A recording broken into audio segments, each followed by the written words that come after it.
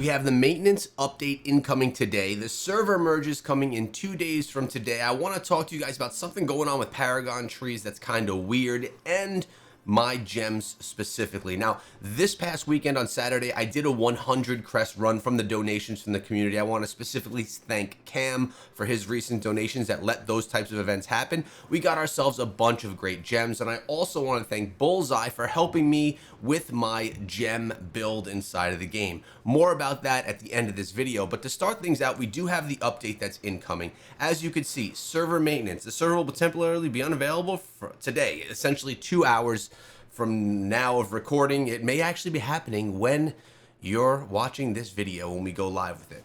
Also, I did think the server merge was today with that maintenance incoming, but actually it's not. The server merge is happening on the 26th. And remember, we have a bunch of servers coming together. It tells you in game in the announcements all the process. Turns out I did participate in the server merge once before that I hadn't even remembered, and it was very easy. What I anticipate with the server merge is the server is going to be obviously a lot more robust. With that, the most important thing that I'm thinking of, well, obviously you're going to be able to run dungeons more easily and just party up more easily, but we're going to see a change in the market. Bloodsoaked Jades haven't really taken a hit, but when you look at some gems, like, you know what, these ones aren't even that bad either. Let's take a look at some of the legendary gems over here that have been taking big hits, like an Echoing Shade, pretty cheap right now. Frozen Heart's going to be another one that's pretty cheap. With 5 or 6 servers coming together, I think we're going to see a jump in the market. So what I'm actually doing is I'm holding on to all of my 5-star gems that I'm going to sell. I'm waiting until the server merge because it's probably going to be a better time. I'm probably going to get more value for them. I'm still selling my 1 and 2-star gems, but the 5 stars, I'm actually holding on to them to try and get a little bit better value as time goes on. As you can see, we got a bunch for sale, and we have a bunch that we can sell because of the legendary crest runs that we did just the other day. Now, I want to show something on Paragon trees. This was shared with me on Twitter, and it's actually quite truthful what I'm starting to notice here. All right, so we have all of our Paragon trees, right? We have the new Harbinger one as well. Haven't even touched it. And as you can see, I'm sitting on 32 of the tokens. 32 Paragon points. I haven't spent them. Well, why is that, you might ask? Well, we have this button down here, so we could get this active legendary Paragon skill, an advanced Paragon skill. Now, when we take a look at these, they look pretty cool, right? They cost 80 Paragon points to activate. Dealing damage to an enemy 10 times within 3 seconds causes lightning to strike them. That's a pretty cool one. They're all, they do some little special attributes, which is all pretty cool. But the thing is, when you take a look at the buff you get, I'm spending 80 Paragon points right here. Take a closer look, 80 Paragon points. I'm gaining 10 armor, 10 armor pen, 10 potency, 10 resistance, 240 damage for a total of 2,400 life. Now let's compare that, and that's 80 Paragon points.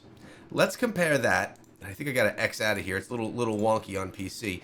And now let's go to, let's say, Slinger. Haven't completed this. If I wanted to get one of these nodes and unlock it for 4 Paragon points, check this out. 10 armor, 10 armor pen, 10 potency, 10 resistance. Damage is less, life is less. But only, I think, like, the life is only 3 times less, and the rest of these are all the same. So what is this telling me? This is telling me that you're actually getting more of a benefit from filling all of these nodes and all of these nodes up. And then once the Paragon trees are done and we can't go any further, then we could start collecting for the legendary one, because you're going to get a lot more bonuses just from completing these right here. So what I'm going to do is I'm going to unlock all of these. I'm not going to activate them. I'm unlocking them to boost my stats. I want to get more armor pen, etc., etc. And I could just do this. Again, I didn't check this one out too much yet, so I'm not going to do it now, but it's all about those passive stats that you're going to be getting so that you can get a total. Look at this. This is the extra bonus we're getting. Again, it's not customizable the way that it used to be, but here we can get a lot more of these bonus attributes, and we could do it through filling in nodes better than we could do it from filling in active legendary Paragon skills. I believe that these active legendary Paragon skills are possibly there to give Blizzard a little bit of leeway if they're not ready to put out a new Paragon tree, but people have Paragon points that they're sitting on. They can start investing them into these things. That's an extra 240 that can be invested in here, which is a lot of Paragon levels to attain all of that. So it gives them a little bit more freedom. They could pop in another one of these. They could pop in a whole bunch more of these, and it gives them a little bit more leeway and not having to continuously pop out Paragon trees. So I just wanted to point out that it's probably worth getting the nodes first. At least that's what I'm going to be doing myself. Now, it is a new week. We have a new bunch of things that are coming. It's time to claim all your battle points. I claimed all of mine this morning. We got ourselves to, I don't even know where we are right now. What are we at? We are at 45. Man, I had a lot to claim. I was maxed out on my box this morning, so that was a good time. We did a lot of farming this weekend, which was awesome. Now let's talk about my legendary gems, because I said that we were going to talk about that. I've changed up how everything's done. Notice I have a rune slotted in each of my spots. Remember, runes can't go in any slots. They can only go in particular ones, which is fine. But we finally got them all in. And you will notice that I took my Maw of the Deep and I made it dormant.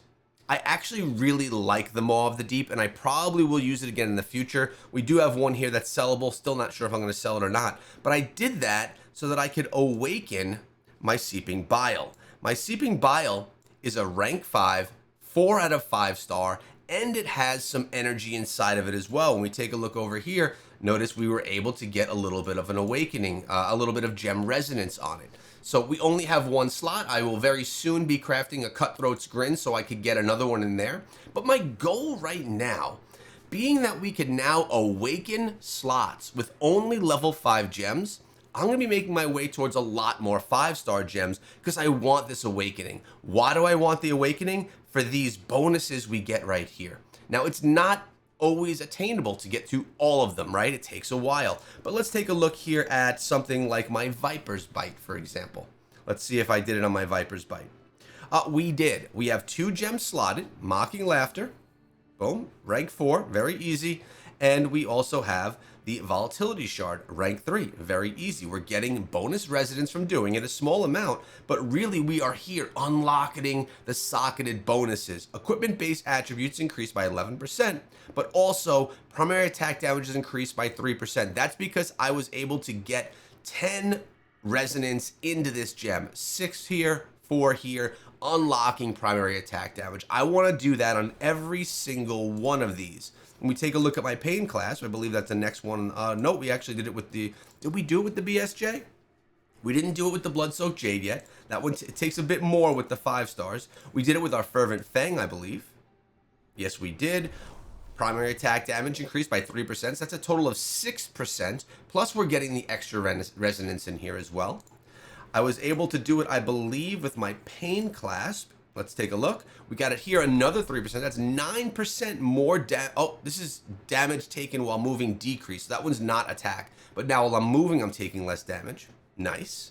And what else? Were we able to get it on any others? I don't believe yet. So if you notice right here, we have 1, 2, 3, 4, 5 awakened slots inside of the game. And I have them right over here. We have the Dawning Echoes. I have 3 of them right here. And that's going to be for this slot, and this slot, as soon as we get those gems to rank 5. Now, take note. Actually, let me give you a better view here. Our Bottled Hope. We're at rank 4. I need 2 rank 3 Bottled Hopes and 1 rank 1. What do I have over here? We have 1 rank 3, 3 out of 5. And I have a rank 1 that's 4 out of 5 stars. I was able to pick this up on the market. And it's going to really help me boost my resonance, getting this gem to be a 4 out of 5 star. It'll be 4 out of 5, and I'll be getting it to a rank 5. As soon as I can get 2 more rank 1 Bottled Hopes that I can get up to a rank 3, then we'll be able to get this up to a rank 5. And we have the Gloom as well. It's only a rank 3, 3 out of 5 stars. But what I was able to pick up was, check it, we got a 4 out of 5 star. All I need is this gem and a bunch of gem power, and I can get this to a 4 out of 5 star, which will be getting me a lot more resonance as well.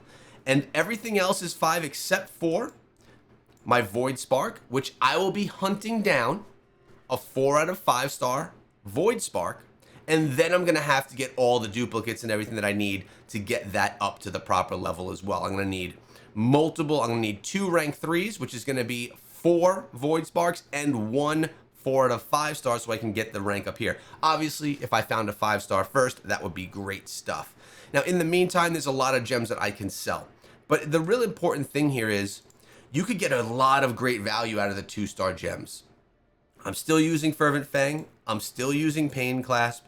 And I'm still using Viper's Bite. Notice the Viper's Bite, I only have it rank 7. I don't have the dire need right now to get it to rank 10. I would prefer to get these to rank 5 so that I can then awaken those slots and get those awakening bonuses. Once I have everything awakened, then it's going to be time to start progressively putting into my 5-star gems. And I'll show you really quickly what I mean by that, because I started doing it with the Blood-Soaked Jade, and I also started doing it with my Seeping Bile, which is a big part of why I wanted to get the Seeping Bile back into my build, and I removed them Maw of the Deep. I'd invested so much into it, and then it was just dormant. So if we take a look over here, if I want to upgrade my Seeping Bile,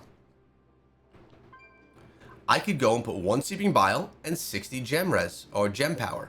It's going to give me 1 extra bump. A little bit more combat rating, a little bit more resonance. It's going to be good until we get ourselves all the way to the end, and then can bump this to a rank 6, 4 out of 5 star. I'm doing the same thing with right here, my Blood-Soaked Jade. I would need 1 Blood-Soaked Jade and 60 gem res. And I actually have 2 Blood-Soaked Jade ranked 2, so that'll be 1, 2. Then I'll only need 3 more and 180 more gem resonance to, or gem power to get it up. But what I need first is a 4 out of 5 star, because my Blood-Soaked Jade is sitting here 3 out of 5. I want it to at least be a 4 out of 5. So in those upgrades, I'm going to make sure that I pull in a 4 out of 5 star gem so that it can boost this up and I could get that extra gem res. Because most likely, let's be honest, I'm not going to be taking these 5-star gems past rank 6. And if I do, it will be taking me a very, very long time, being the type of spender that I am, which is a low spender. And why are we doing all this? Obviously, gem resonance gives us power, but I'm trying to get myself those 3K wings, and then we'll make our way to some 4K wings, because that'll be pretty sweet. In the meantime, I've also been considering doing a class change. Loving the Tempest. It's a really great, fun class, but I think something I don't do enough here on the channel is class change. I often get really comfortable with a certain class. I'm really comfortable with the Tempest right now. I was really comfortable with the Crusader and really comfortable with the Barbarian. But sometimes you got to get out of your comfort zone and just try new things. It's been a while since we've played as a Demon Hunter. It's been a while since we played as a Wizard. I'm considering going back to one of my least favorite classes, which is the Wizard, just because of my playstyle, and giving that a go, just for a little bit of time to see what it's all about. Remember, we could always switch back right away. Hope you enjoyed the video. Get forward and look forward to the update. Hopefully we get some good stuff. Not sure exactly what's coming. It's been pretty quiet. I'm assuming it's just going to be like balance changes and updates and things like that, but we'll see. If anything big comes, you'll know about it because you subscribed, and I'll tell you about it tomorrow.